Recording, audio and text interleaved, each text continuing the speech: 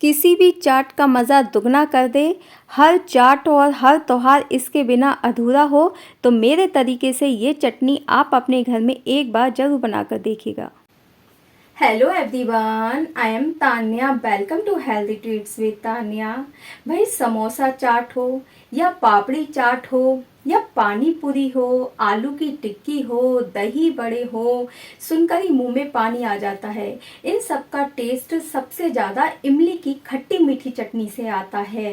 ये खट्टी मीठी चटनी जो इन सब चीज़ों का इतना टेस्ट बढ़ा देती है कि हम कंट्रोल नहीं कर पाते। वो कैसे बनती है आज मैं आपको बताऊंगी। तो फिर किस बात की देरी है, मेरे साथ बनाना शुरू करते हैं।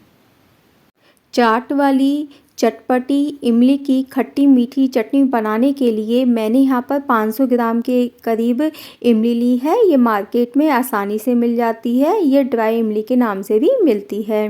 मैंने इस इमली के सारे जो बीज थे वो निकाल दिए हैं। अगर थोड़े बहुत बीज इसमें रह भी गए होंगे तो बाद में जब हम इमली को सोक करेंगे और छलनी में छानेंगे तो आसानी से निकल जाएंगे। आप चाहें तो डायरेक्ट ही बीज सहित भी सोक कर सकते हैं, क्योंकि वो आसानी से बाद में निकल जाते हैं। अब हमें इसमें वाटर कितना डालना है, हमें वाटर उतना ही डालना है जितना बस इमली इसमें अच्छे से सोक हो जाए। हमें वाटर की क्वांटिटी ज़्यादा नहीं रखनी है। इमली को हमें कम से कम 3 घंटे के लिए सोक करना है, इसलिए मैंने वाटर यहाँ पर कम रखा है। अगर आपको जल्दी से सोक करना है तो आप इसमें गर्म पानी भी डाल सकते हैं। मैं इसमें अपना सारा वाटर डाल देती हूँ। देखिए फ्रेंड्स, मैंने इमली को सोक करने के लिए रख दिया है और मैंने पानी उतना ही डाला है जितनी हमारी बस इमली इसमें अच्छे से डूब गई है। अब मैं इसको 3 आवर्स के लिए सोक करने के लिए इसी तरह से छोड़ देती हूँ। 3 आवर्स मेरी इमली को सोक होते हुए हो चुके हैं और ये बहुत अच्छे से फूल चुकी है, फूल कर एकदम ऊपर आ चुकी है। अब हमें इसको मिक्सी में ग्राइंड नहीं करना है, हाथों से ही मसलना है। देखिए, मैं स्पून की हेल्प से भी आपको दिखा देती हूँ कितने अच्छे से ये फूल चुकी है। अगर इमली को आपको बहुत जल्दी सोक करना है और आपके पास टाइम नहीं है 3 आवर्स तक सोक करने के लिए, तो आप इसको गर्म पानी में 1 घंटे भी सोक कर सकते हैं, तो ये अच्छे से सोक हो जाएगी। लेकिन पानी बहुत तेज़ गर्म होना चाहिए उसके लिए। अब मैं अपने हाथों से इस इमली को अच्छे से मसल लेती हूँ, जिससे सारी इमली एक साथ हो जाए, क्योंकि हाथों से ही ये अच्छे से मसल सकती है।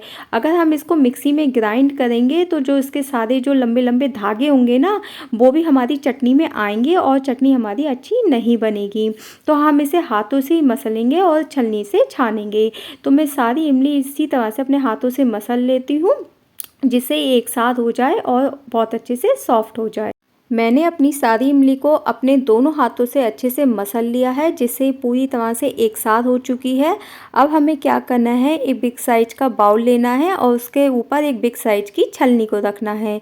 इस छलनी से ही हम अपनी सारी इमली को, जो इसका पल्प है, वो निकालेंगे। तो इस छलनी के अंदर मैं अपनी सारी इमली को, जो मैंने हाथों से मसला था, वो अपनी सारी इमली को इस छलनी में डाल देती हूँ। सारी इमली को छलनी के ऊपर डालने के बाद एक बार और मैं इसे अच्छे से मसल लेती हूँ, जिससे इसका सारा पल्प काफ़ी मात्रा में नीचे निकल जाए, अच्छे से छन जाए। अब इसमें हमें थोड़ा सा पानी डालना है, करीबन मैंने आधा कटोरी के करीब पानी डाला है, जिससे जो पल्प है वो आसानी से बाउल में आ जाए। देखिए फ्रेंड्स, मैंने इसको बहुत अच्छे से मसला है, लेकिन ये अभी थोड़ी सी सूख चुका है।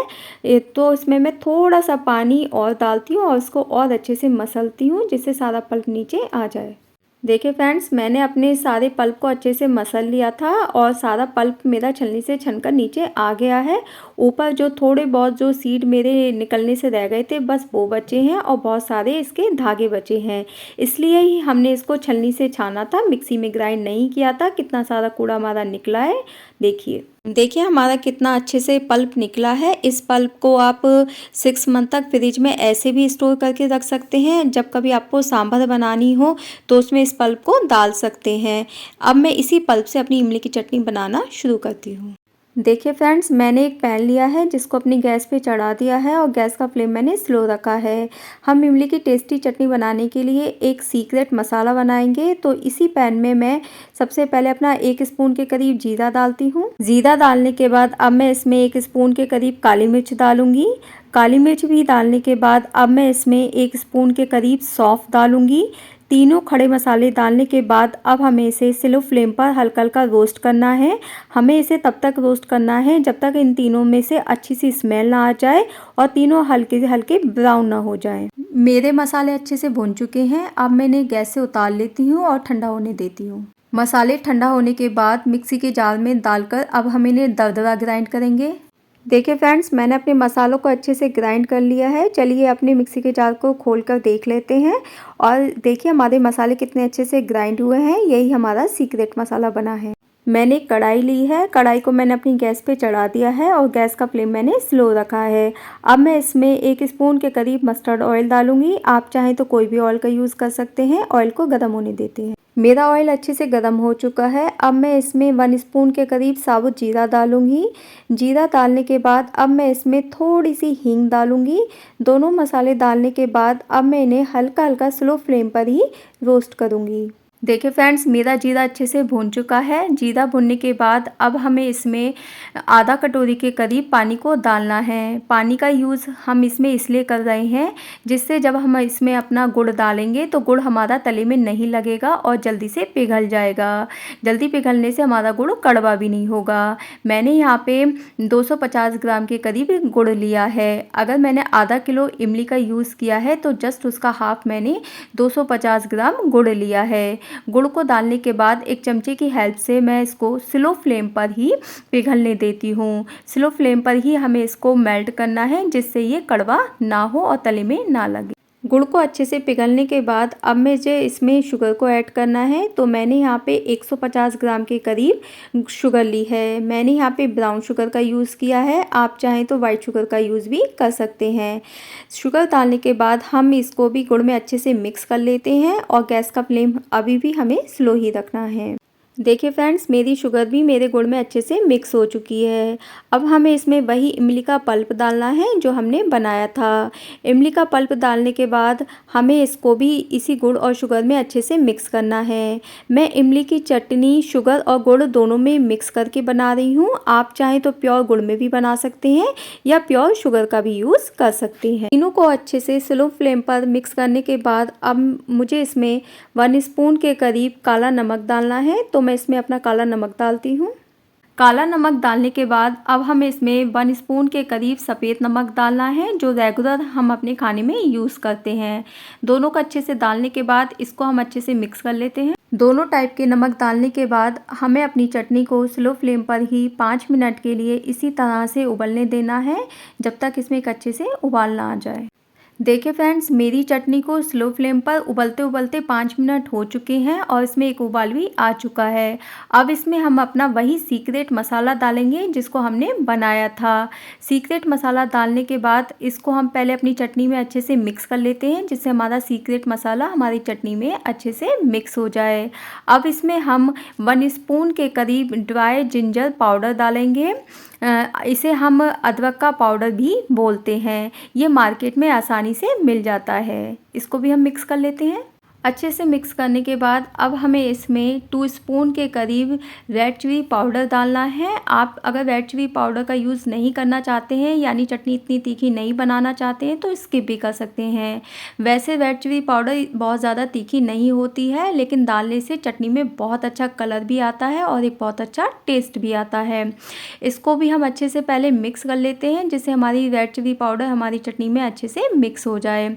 इन सबको डालने के बाद और इन सबको अच्छे से मिक्स करने के बाद अब हम इसमें हाफ स्पून के करीब गरम मसाला डालेंगे। गरम मसाला डालने से भी बहुत अच्छी सुगंध आती है चटनी में और एक बहुत अच्छा टेस्ट आता है जो चटनी में बहुत अच्छे फ्लेवर देता है। गरम मसाले को भी हम अपनी चटनी में अच्छे से मिक्स कर लेते हैं। सारे मसाले डालने के बाद और सारे मसालों को अच्छे से मिक्स करने के बाद स्लो फ्लेम पर हम अपनी चटनी को 5 से 7 मिनट के लिए इसी तरह से पकने देंगे जब तक हमारी चटनी हल्की हल्की गाढ़ी ना हो जाए और हमारे चमचे पर इसकी अच्छे से कोटिंग ना बन जाए। तो मैं इसको इसी तरह से पकने देती हूँ। देखिए फ्रेंड्स, मेरी चटनी को गाढ़ा होते होते स्लो फ्लेम पर 5 से 7 मिनट हो चुके हैं। हमें इसको इससे ज़्यादा गाढ़ा नहीं करना है क्योंकि चटनी ठंडी होने पर बहुत ज़्यादा गाढ़ी हो जाती है, तो बस हमें इसको इतना ही गाढ़ा करना है। तो मैं इस गैस का फ्लेम ऑफ कर देती हूँ और अपनी चटनी को ठंडा होने देती हूँ। अगर आप इसमें मस्क मिलन के रोस्टेड बीज डालना चाहते हैं तो डाल सकते हैं, लेकिन बीज को हमें तवे पर हल्का हल्का रोस्ट कर कर ही डालना है। मैं फ़िलहाल अपनी चटनी को प्लेन ही रखूँगी और अपनी चटनी को अभी मैं ठंडा होने देती हूँ। ठंडा होने के बाद मैं अपनी चटनी को एक कांच की बोतल में डाल लेती हूँ। देखिए फ्रेंड्स, मैंने इस चटनी को ठंडा करके एक कांच के जार में भर लिया है।